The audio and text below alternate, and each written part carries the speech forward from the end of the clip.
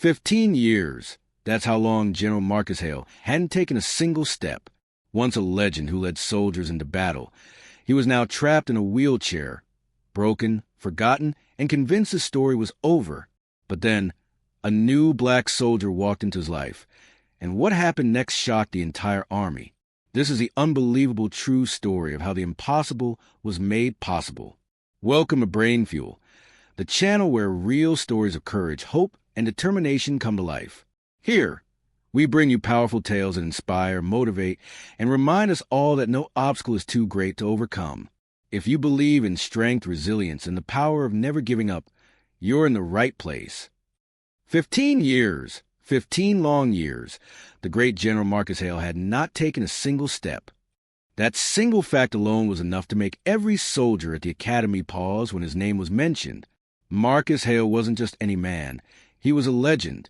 His name was written in military history books. His face had once been on the cover of magazines, and his leadership was studied by recruits in classrooms across the country. He was known as the Iron General, a man who never backed down, a man who always led from the front, a man who carried his soldiers not just in strategy, but in spirit. But now he sat in silence, day after day, bound to a wheelchair that had become both his prison and his throne. 15 years earlier, Marcus had been on a mission overseas, a dangerous rescue operation deep in enemy territory. The mission succeeded, but it came at a cost. A deadly explosion trapped Marcus under rubble, crushing his lower spine. The doctors told him the truth no warrior ever wanted to hear. You will never walk again. At first, Marcus fought the verdict with all the fire left in him. Months of physical therapy, endless hours of pain, nights filled with prayers and frustration. He gave it everything. But after a year of failure, hope began to fade. By the second year, he stopped believing. By the 5th year, he accepted it. By the 10th, he no longer spoke of it. Now, after 15 years, Marcus Hale had become a symbol of strength in words, but not in movement.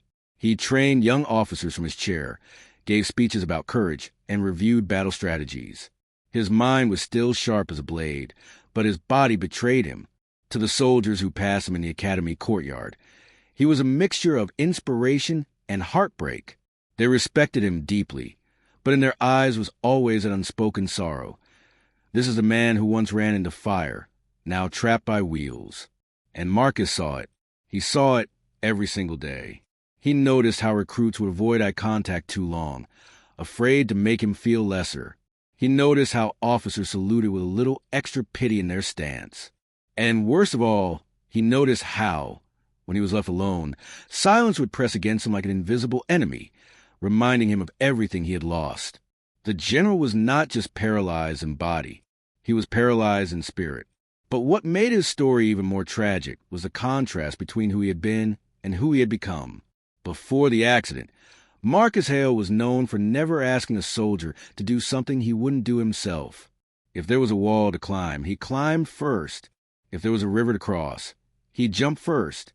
If there was a battlefield to charge into, Marcus was always at the front, his men following behind.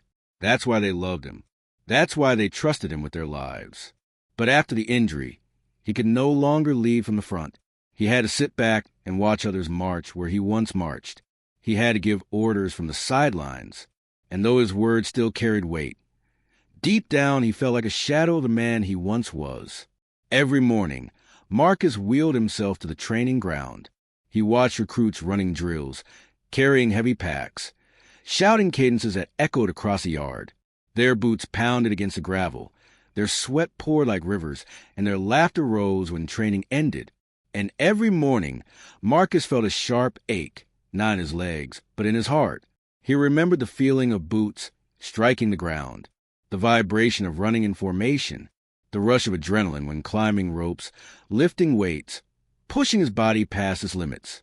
That life was gone, and no matter how many medals or honors he had, nothing could bring it back. 15 years. For 15 years, he sat and clapped for others. For 15 years, he cheered victories he could no longer taste. For 15 years, he smiled in public but cried in silence. Sometimes at night, when everyone else was asleep, Marcus wheeled himself into the empty courtyard. He would look up at the stars and whisper, "If only I could stand just one more time. If only I could feel the ground beneath my feet again, even for a second." But then the bitterness would return. He would hear the voice of every doctor, every specialist, every medical report repeating the same verdict. It's impossible. And so Marcus buried that dream deep inside. The academy staff tried to keep his spirits alive. They called him a living legend, a national hero, a man whose wisdom was more valuable than his legs. And while those words sounded noble, Marcus knew the truth. No title could replace the freedom of movement. For the younger soldiers, Marcus Hale became a cautionary tale. This is what happens when bravery meets tragedy. They whispered, "The strongest man can still fall." But none of them knew that inside Marcus still lived a burning ember, a tiny flame of the warrior he once was. Faint, fragile, hidden, but alive. And that ember was waiting for something or someone, to fan it back into fire. Because deep inside, Marcus Hale was not truly finished. His story wasn't over. His 15 years of silence were only the first chapter of something greater. And soon, that chapter would collide with the arrival of a young black soldier named Jamal Carter, a soldier who refused to see the word impossible the same way everyone else did. The first time Private Jamal Carter stepped onto the grounds of the academy, he didn't look like much compared to the other recruits. Most of the new soldiers came from long lines of military families. Their fathers, grandfathers, and even great-grandfathers had worn uniforms. Many of them had been training since high school, lifting weights, running miles every morning, talking proudly about how they would one day be officers. But Jamal, he wasn't from that world at all. He grew up on the south side of Chicago, in a neighborhood where the sound of sirens was more common than laughter. His family didn't own much sometimes. They barely had enough to eat. His mother worked double shifts at a diner, while his father had left when Jamal was only 6. By the age of 10, Jamal was walking his younger sister to school every day, protecting her from the gangs that tried to recruit boys his age. Life was tough, but Jamal carried something inside him that set him apart: resilience. Where others gave into the streets, Jamal refused. Where others saw despair, Jamal saw a chance to fight back. Sports became his escape. He wasn't the fastest runner or the strongest lifter, but he had grit. Coaches noticed that no matter how hard practice got, Jamal never quit. He might finish last in a sprint, but he'd cross that finish line with the same determination as the winner. He might get knocked down on the basketball court, but he'd get back up time and time again. That stubborn persistence caught the eye of a local recruiter who suggested the military. "You've got discipline," the recruiter told him. "You've got the heart for it. And in the Army, heart matters more than anything." And so Jamal Carter enlisted not out of family tradition, not for glory, but because he wanted to break the cycle.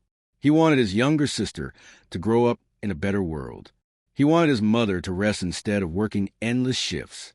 And above all, he wanted to prove to himself that he could rise above where he came from. When Jamal arrived at the academy, many recruits underestimated him. He didn't talk much. He didn't brag. He didn't carry himself with arrogance. To them, he looked ordinary. But Jamal didn't come to impress anyone. He came to serve. The days at the academy were grueling. Early morning runs, push-ups in the dirt, obstacle courses that left even the toughest men gasping for breath. Some recruits groaned and complained. Others tried to outshine everyone around them. But Jamal stayed quiet, focused, steady. When his body hurt, he pushed through. When his arms shook, he kept lifting. When his legs burned, he kept running. And when others quit, Jamal carried on. Instructors began to notice. "That Carter kid," they whispered. "He's got something you can't teach." But Jamal's real test came not on the training field, but in the quiet moments that would eventually bring him face to face with the legendary General Marcus Hale. One afternoon, after a long training session, Jamal was walking across the yard when he noticed a familiar figure struggling with his wheelchair. The sun was low, casting long shadows on the ground. The recruits nearby were too busy laughing and relaxing to notice, but Jamal saw it immediately. The general, trying to will himself across the rough gravel, the wheels catching, his hand straining. Most soldiers would have rushed forward to help push the chair, but Jamal didn't move right away. He stood there, watching, not with pity but with thought. Finally, he approached. "Sir, may I assist?" he asked respectfully. The general looked up, tired but proud. "No need, soldier. I can manage." But Jamal didn't step back. Instead, he studied the man in front of him, the once great leader who had been reduced to a chair. And then Jamal said something no one had dared to say in 15 years. "Sir, what if today is the day you try standing?" The words hit Marcus like a blow. No recruit had ever spoken to him like that. Most spoke with reverence, pity, or silence. But this young private, this quiet, ordinary-looking soldier, was challenging him. The general gave a short, bitter laugh. "Son, I haven't stood in 15 years. The doctors told me it's impossible." But Jamal's eyes didn't flinch. His voice was calm, steady, but carried a weight that made the air feel heavier. "Sir, impossible is just a word. It's only true until someone proves it wrong." For a moment, the courtyard seemed to freeze. The sounds of soldiers in the distance faded. Marcus stared at the young man, searching his face for arrogance or mockery. But there was none. There was only belief. And that belief was powerful enough to plant a seed. That night, for the first time in years, Marcus Hale lay awake not because of pain, but because of possibility. The words of that new recruit echoed in his mind like a drumbeat. Impossible is just a word. Impossible is just a word. He had heard many speeches in his life. He had given many himself. But somehow, the simple words of this young black soldier from Chicago had pierced deeper than any grand speech ever could. And Marcus realized something he hadn't felt in a long, long time. Hope.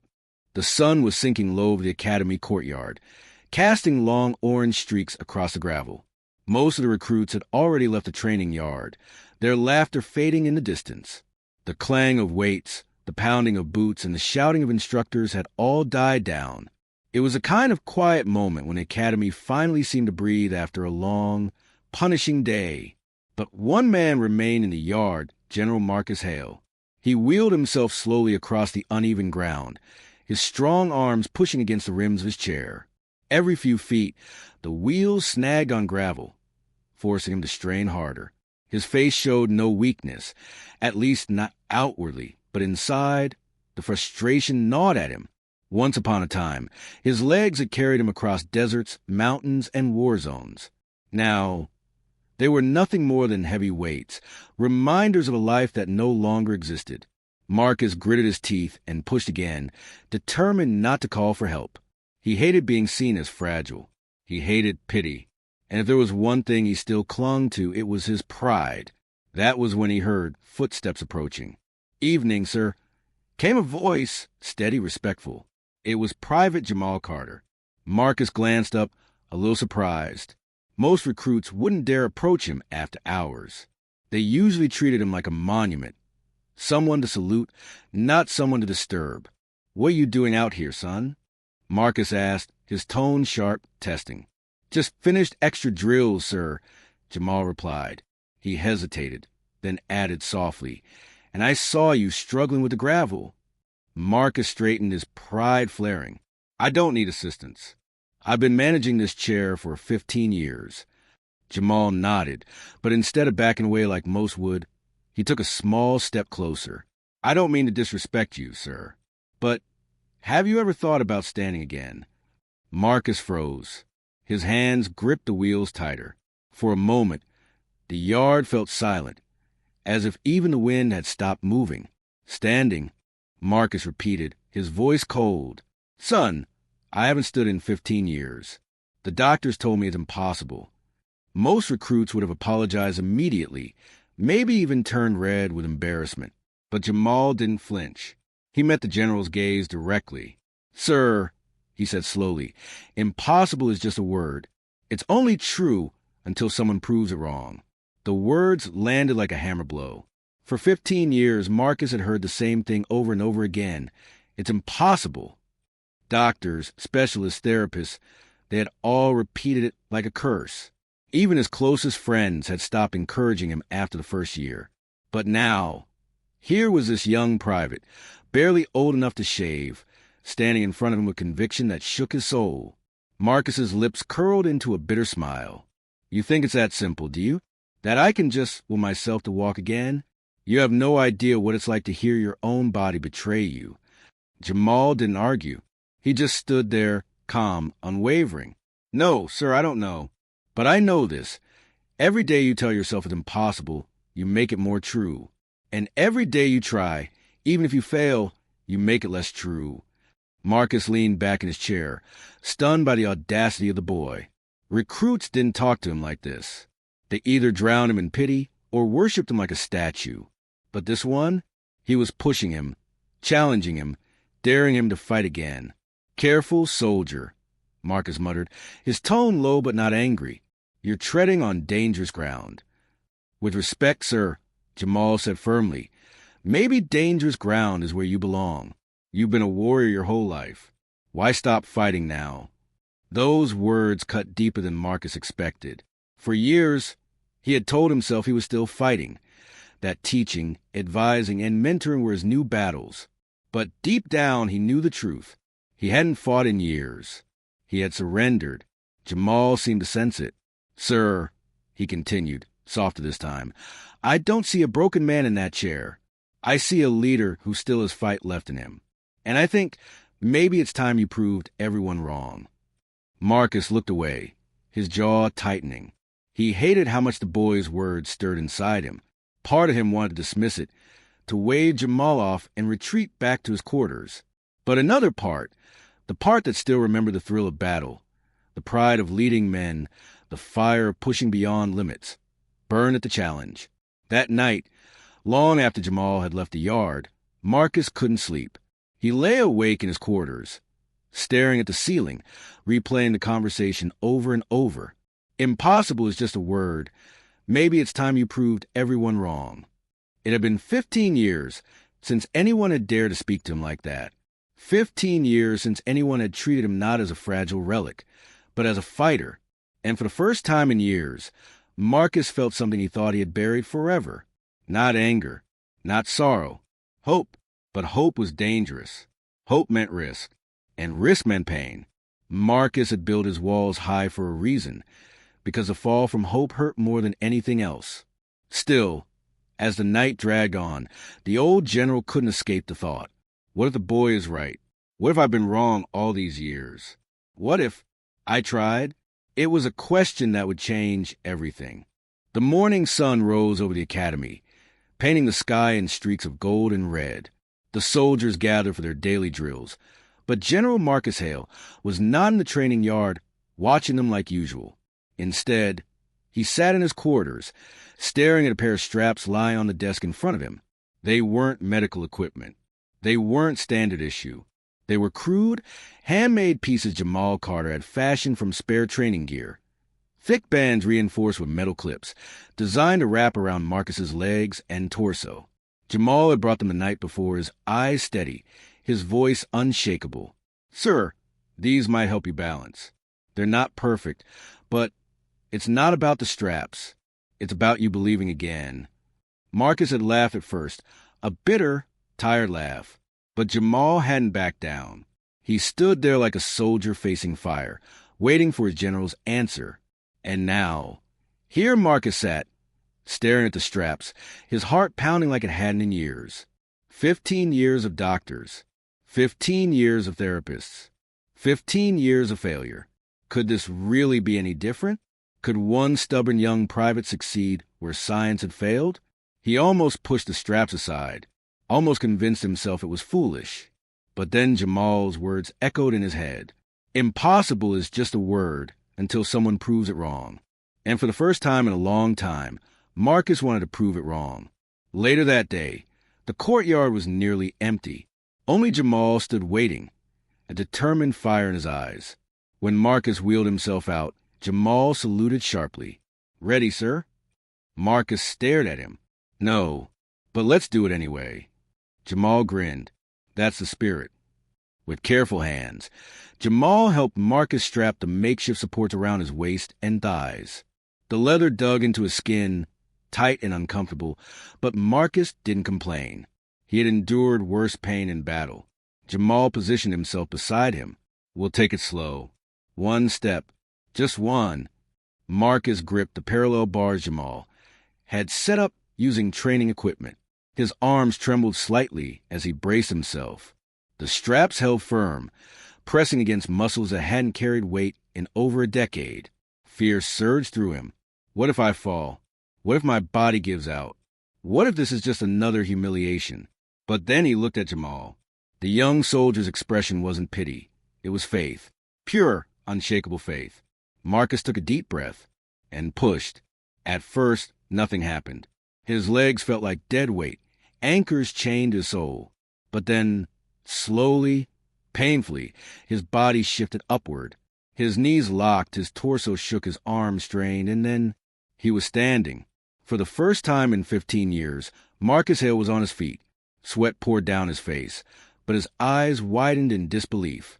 The world looked different from up here, taller, freer. He felt the ground beneath his boots, something he thought he would never feel again. Jamal's voice broke the silence. "You're doing it, sir. You're standing." Marcus's throat tightened. He wanted to speak, but the words caught in his chest. Instead, he nodded, his jaw clenched to keep the emotion from spilling out. But standing was only the beginning. "Now," Jamal said softly, "try one step." Marcus gripped the bars tighter. His arms shook violently. He shifted his weight forward. His right foot dragged, clumsy, heavy, resistant. But then, with a scrape against the ground, it moved. One step. The sound echoed louder than any gunfire Marcus had ever heard. Jamal's face lit up. "Yes, sir. Again." Marcus swallowed hard, fighting the burn in his muscles. His left leg followed, slow and unsteady, but it moved. Another step, then another. Tears welled in Marcus's eyes, but he blinked them back. He couldn't cry, not here, not now. But his heart felt like it might burst out of his chest. For 15 years, he had believed he was finished, broken, trapped, and now, with every trembling step, that belief shattered. Nearby soldiers began to notice. Training stopped. Weights dropped. One by one, recruits and officers turned to watch. Silence fell across the yard as a legend they had only known in stories took his first steps in over a decade. Whispers rippled through the crowd. "The general, he's walking. It's impossible." But there he was, Marcus Hale, standing tall, not perfectly, not gracefully, but powerfully. Each step was slow, each movement filled with pain, but he was walking. Some soldiers wiped tears from their eyes. Others clapped quietly, and some, unable to contain themselves, began cheering. "Go, General, go!" The sound grew louder, echoing off the walls of the academy. Marcus took a final step and stopped, gasping for breath. His body was drenched in sweat, his arms nearly giving out, but his spirit felt stronger than it had in years. Jamal stood beside him, steadying him with one hand. "You did it, sir," he whispered. "You proved it wrong." Marcus closed his eyes, his chest rising and falling. For the first time in 15 years, he felt alive. Not just alive, free. That night, alone in his quarters, Marcus stared at his boots resting by the bed. He reached down and touched them, his hand trembling. They were no longer just leather and laces. They were symbols. Symbols of a life he thought was gone forever. And as he sat there, a single tear finally escaped his eye. Not of sorrow, of victory. Because tomorrow he knew he would try again. And the day after that. And every day until his legs remembered what his spirit never forgot. How to fight. The impossible journey had begun. The courtyard had never been so alive. For years, soldiers at the academy had grown used to seeing General Marcus Hale in his wheelchair, commanding with authority but never moving beyond the chair's limits. He was respected, admired, even revered, but always with shadow of sorrow behind every salute. Now, weeks after that first impossible step, everything had changed. Every morning, Marcus was back in the training yard, not just to observe, but to practice. With Jamal Carter at his side, he worked tirelessly, forcing his body to remember what his heart had never forgotten. At first, it was a few shaky steps, his arms clinging to bars and supports. Then, it became short walks with Jamal's steady hand guiding him. And day by day, step by step, the impossible became routine. The soldiers watched with awe. Their legend was no longer just a voice or a memory. He was alive, moving, proving before their very eyes that no battle was truly lost unless you surrendered. Jamal became a constant presence at his side. The two men, one young and untested, the other old and scarred, formed a bond that crossed generations, race, and rank. Jamal didn't see a broken general. He saw a warrior learning to fight again. And Marcus didn't see just a rookie private. He saw a soldier with the courage to believe when no one else dared. The turning point came during the Academy's graduation ceremony. It was a tradition for the general to give a speech to the new class of soldiers. Normally, he would be wheeled onto the stage, speaking from the chair that had carried him for 15 years. But this year, things were different. The hall was packed, filled with recruits, officers, families, and veterans. The air buzzed with excitement as everyone waited for the legendary general to appear. Whispers rippled through the crowd. Rumors had already spread of his progress, but few truly believed them. Then the doors opened. A hush fell across the hall. General Marcus Hale stepped into view. He wasn't running. He wasn't marching like he once had. But he was walking, each step slow, deliberate, and steady. The cane in his hand clicked softly against the floor, but his posture was tall, his presence commanding. Jamal walked just behind him, ready to assist if needed, but Marcus didn't look weak. He looked unstoppable. The crowd erupted in applause. Some soldiers leapt to their feet. Families cheered. Others simply stared, mouths open, unable to believe what they were seeing. Marcus reached the podium, placed both hands on it, and let the cheers wash over him. His throat tightened. For 15 years, he had dreamed of this moment, and now it was real. When the crowd finally quieted, Marcus began to speak. 15 years ago, he said, his voice steady, I was told my life as a soldier was over. I was told I would never walk again, never stand again, never leave from the front again.